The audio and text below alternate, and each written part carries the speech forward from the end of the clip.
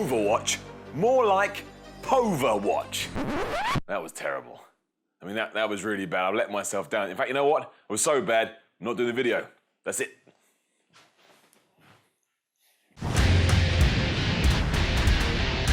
I've changed my mind. Why? Because Overwatch gets away with more stuff than Justin Bieber. That little jabroni walks around doing whatever he wants, and he's still treated like the bee's knees, which doesn't make any sense, because a bee doesn't have any knees. And why are you looking at a bee's knees to begin with? The same, however, is true with Overwatch. Made by Blizzard, the developers behind World of Nerds and Geekcraft, people have been lapping it up ever since it was released in May 2016, when they should have been pointing the finger and asking the hard questions. Like you do when a developer releases some pre-order bonus you don't like, even though you don't have to buy it. But do anyway, because you've got no control over your own actions. Like Justin Bieber. See what I did there? Let's start at the start though. Do you know how many modes Overwatch launched with? One. I've got more biceps than Overwatch had modes, and yet this was deemed perfectly acceptable by the gaming community. EA released Battlefield 1 the other week, and some people were up in arms that the campaign was only 5 hours long. But it had a campaign. It offered you more, but because it wasn't by a studio who you've put on a pedestal, you all took shots at it. Can you imagine what would have happened if EA had released Overwatch? Twitter would have had a meltdown, we know that for sure. But you would have whined and cried until they were forced to make changes, just like you did with Mass Effect 3. You couldn't handle that the ending featured some weird ghost kid, so you cried to mummy until you got your new toy.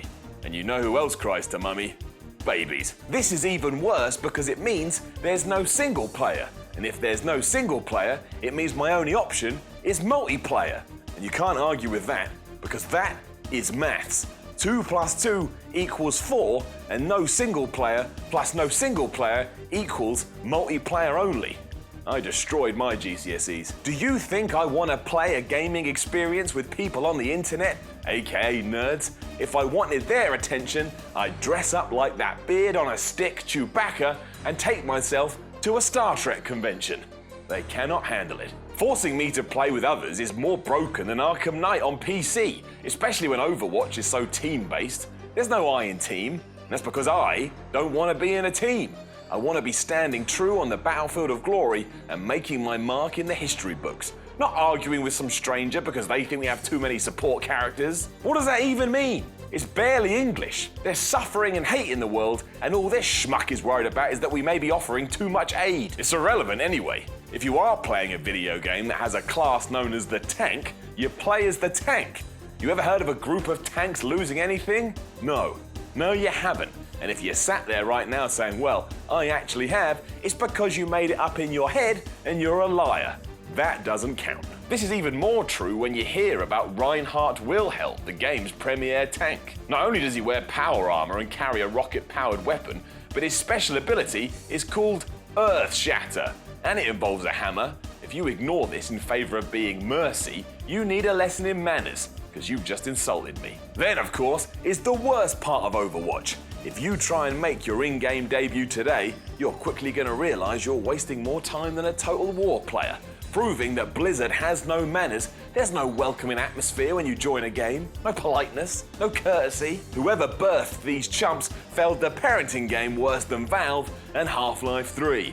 It's called an episode, Gabe. You can't release one in 2007 and then another over 10 years later. Imagine you were watching The West Wing and it tried to do that to you. I know you're busy running your shop, but come on. With that out of the way, what does happen when you dip your toe in is that you will get killed over and over and over again as far more experienced players treat you like you were responsible for aliens' colonial marines. And you think that's fun? No, it isn't.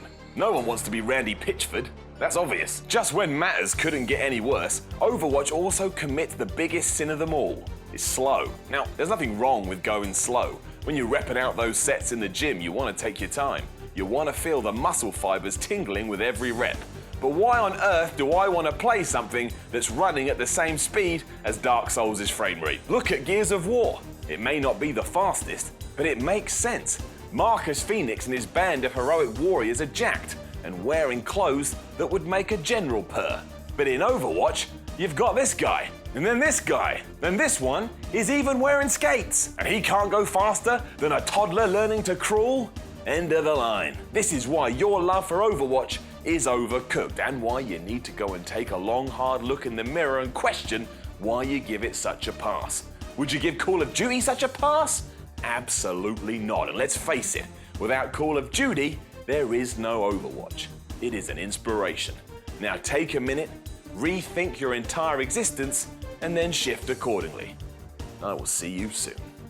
Now don't forget to subscribe to the channel for more Miller Rapport episodes in the future, and then like, share, and leave a comment below.